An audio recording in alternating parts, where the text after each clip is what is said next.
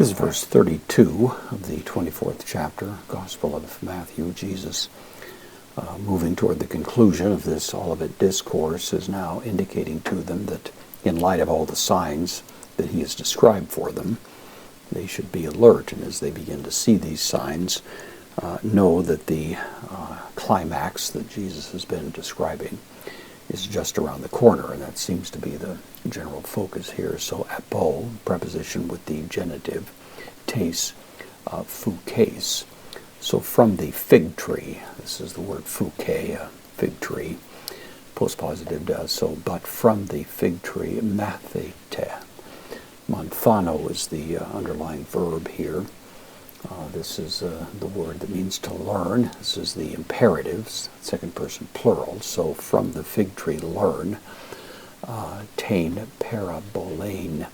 The parable, not exactly the parable of the fig tree, but more the idea of the parable taught by the fig tree. And that's the idea. So hotan, this will take the subjunctive typically. It means when. A day already. Hoklados, the branch. So when the branch outtakes of it, that is of the fig tree. Genetai, this is the subjunctive. Third person singular from genomai becomes, so when the branch becomes apolos, tender. This is the sign of spring, of course, when it just is beginning to be tender. It usually, the particular species of fig tree would produce a little fruit in advance of the leaves. And Jesus may actually have that in mind here. He tells another parable, of course, of the famous fig tree that lacked fruit, and may have the same idea. Kai ta fula.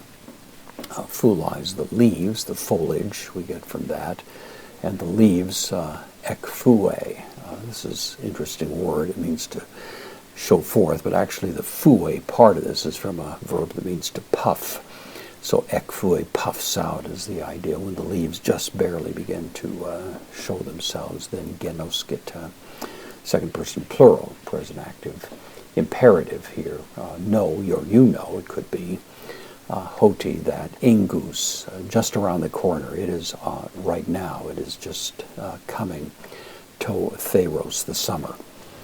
So, of course, in the context, what he means is you're going to keep your eyes open, and when you begin to see these things that I've given you as warnings, especially warnings with respect to escaping Jerusalem in the last moments before the siege would clamp down on the city, take these things to heart. It seems that this is simply using the fig tree as an illustration for the watchfulness that should characterize God's people in these days.